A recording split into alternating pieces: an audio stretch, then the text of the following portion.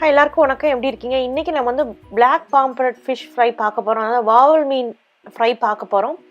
இங்கே நான் வாவல் மீன் வந்து தின் ஸ்லைஸாக கட் பண்ணி வச்சுருக்கேன். இது எப்படி கட் பண்ணுறது தின்னு அப்படின்னு சொல்லிட்டு நான் வீடியோ ஏற்கனவே போட்டிருக்கேன். அந்த லிங்க் அட்டாச் பண்ணி விட்டுருக்கேன், மேலே பார்த்துக்குறேங்க. இது நல்லா தின் ஸ்லைஸாக நீங்கள் கட் பண்ணாதான் உங்களுக்கு வந்து நல்லா அவிஞ்சு நல்லா டேஸ்ட்டாக இருக்கும். ரொம்ப பெரிய பெரிய சைஸாக கட் பண்ணிட்டோன்னா நமக்கு அந்தளவு டேஸ்ட் இருக்காது. இப்போ வந்து பொரிக்கிறக்குள்ள மசாலா வந்து இங்கே நான் ஃபிஷ் கறி மசாலா 2 டேபிள் ஸ்பூனுக்கு எடுத்திருக்கேன். இந்த மசாலா எப்படி ப்ரிப்பேர் பண்ணுறங்கிற லிங்க் ஏற்கனவே நான் போட்டிருக்கேன். அந்த லிங்க் மேலே அட்டாச் பண்ணி விட்றேன், பார்த்துக்குறேங்க.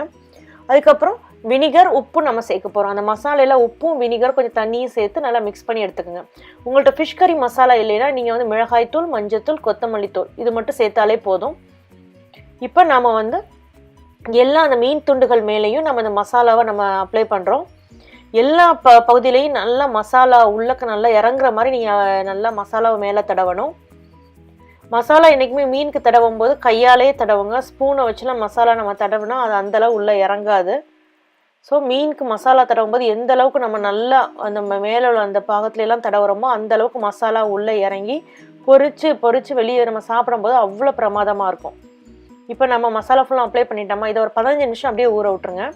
இந்த நான் ஓப்பன் பேனில் தான் இங்கே மீன் பொரிக்க போகிறேன். அதனால் கீழே நான் நியூஸ் பேப்பர் வந்து ஸ்ப்ரெட் பண்ணி வச்சுருக்கேன். ஏன்னா பொரிக்கும் போது எண்ணெய் வெளியே ஃபுல்லாக தெரிக்கணும், அப்புறம் நமக்கு வந்து டபுள் வேலை இருக்கும். அதனால் நியூஸ் பேப்பரில் பொரிச்சிட்டோன்னா அப்புறம் பேப்பரை சுருட்டி கீழே போட்டுடலாம்.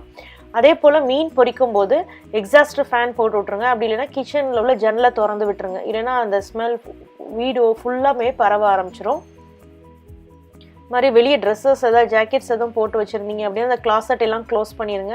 இல்லைன்னா அந்த மீன் ஸ்மெல் எல்லாத்துலேயும் உட்கார ஆரம்பிச்சிடும். நீங்கள் எங்கேயா வெளியே போகும்போது உங்கள் ஜாக்கெட்லாம் அந்த ஸ்மெல் அடிக்கும். அதனால் அந்த கோட் எல்லாத்தையுமே உள்ளே எடுத்து வச்சுருங்க. இப்போ மீன் நல்லாவே பொரிஞ்சிருச்சு. இப்போ நாம் அதை வந்து பிளேட்டில் எடுத்து வச்சு சர்வ் பண்ண ஆரம்பிச்சிடலாம். இப்போ ரொம்ப அருமையான வாவல் மீன் வறுவல் ரெடி ஆயிடுச்சு. இதை நீங்கள் சர்வ் பண்ணும்போது எலுமிச்சம்பழத்தில் பக்கத்தில் வெட்டி வச்சிட்டிங்கன்னா அது மேலே பிழிஞ்சு விட்டு சாப்பிட்டோன்னா அவ்வளோ பிரமாதமாக இருக்கும். இதை ரைஸோடு சாப்பிட்லாம், இல்லை சாப்பாட்டுக்கு முன்னாடி கூட நம்ம அப்படைசர் மாதிரி கூட இதை சாப்பிட்றலாம். இதை ட்ரை பண்ணி பாருங்கள். பார்த்துட்டு உங்கள் கமெண்ட்ஸ் சமையல் விருந்தில் போஸ்ட் பண்ணுங்கள். இந்த வீடியோவை லைக் பண்ணுங்கள், சேனலை சப்ஸ்கிரைப் பண்ணுங்கள். நம்ம இன்னொரு வீடியோவில் பார்க்கலாம். நன்றி, வணக்கம்.